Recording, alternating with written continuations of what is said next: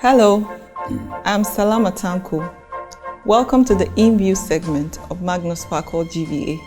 Today on this segment, we'll be asking Professor Magnus kpakol to shed more light on what he discussed in our Hidden Economics segment. And leading to that, we'll move to our topic, which is the role of technology in Africa's economic development. Welcome, Prof. Thank you very much. Thank you, and thank you so much for the privilege of sharing this platform with you. Sure. Yeah, you talked about how technology can seem like magic to people, especially in Africa. Can you shed more light on what you mean by that? Absolutely. So we want to get people to interact more with technology because that's the way to be able to create more value. Technology helps you to create more value. Technology is a new way of doing things and actually doing things better.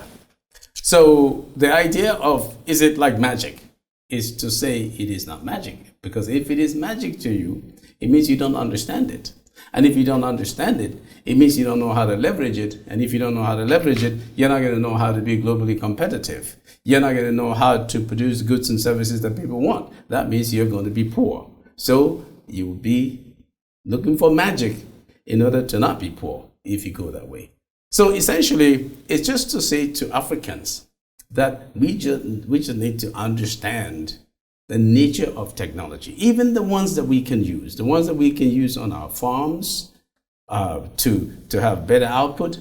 Fertilizer the use of fertilizer is a type of technology to try to improve on the output. So people should not be wondering, how come I add this fertilizer and then I got a lot more than I would have got ordinarily? Okay, I understand that there's a thing that he does to the seed and makes it sprout better, faster, and in greater volume, and that's why we get what we get. You don't need to pour libation for it. You got to know that when I make a phone call, it follows a certain rule, and that phone call gets carried to the exact destination that I wanted to go to.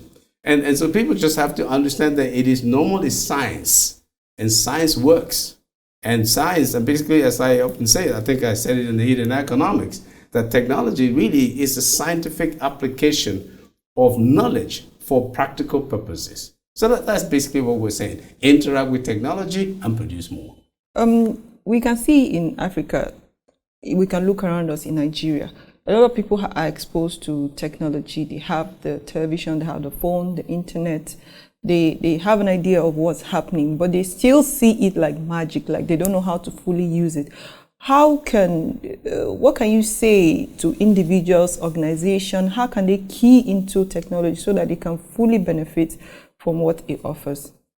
Economics, to tell them that the more you interact with it, the more you reduce your costs. And if you reduce your costs, it makes it look like your income is bigger, even if you didn't even raise your income level.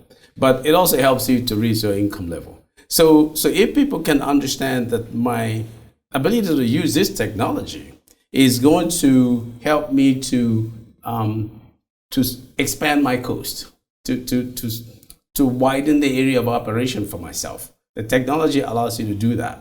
But most importantly, as I say, especially in Africa, is that technology helps to blur the lines, helps to remove boundaries between people so that resources can flow. So in our type of society where we have very poor people and sometimes very rich people, we want to use technology to help people to share information. So when this guy has got the information, I also have the information. He has a way of transmitting it to me.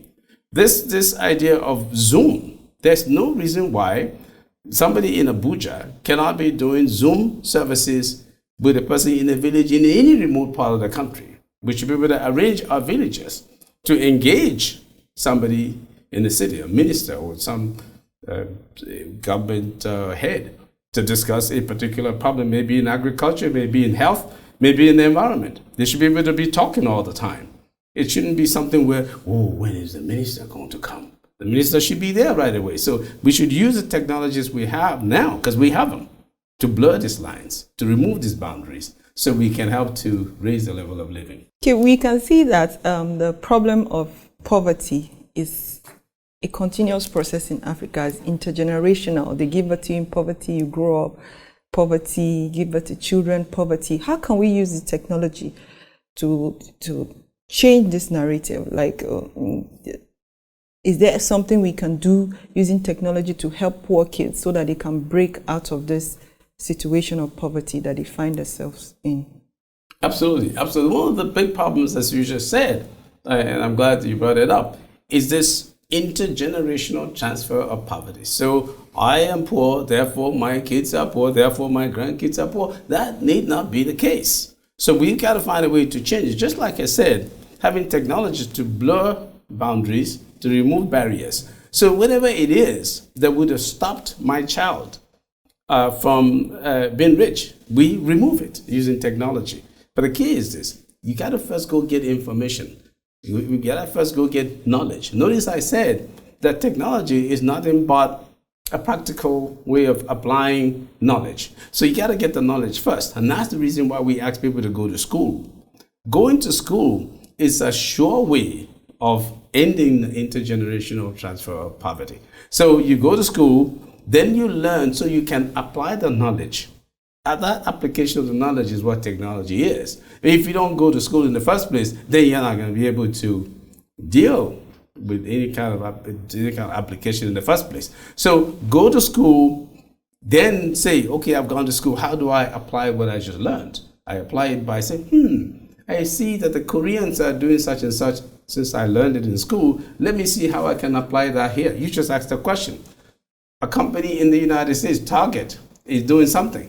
And you correctly asked, how can we do it here? See, that's because you knew it, because you have that knowledge. So we're now looking to see how we apply that knowledge. So that's basically a way of ending the so-called intergenerational transfer of poverty by just applying the knowledge that we have from school. Thank you so much for always being ready to share from your wealth of knowledge. And thank you for allowing me to share this platform with you. We're looking forward to having another interactive discussion next time with you. Thank you so much, sir. Salma, it's been wonderful. Thank you, sir. You're wonderful.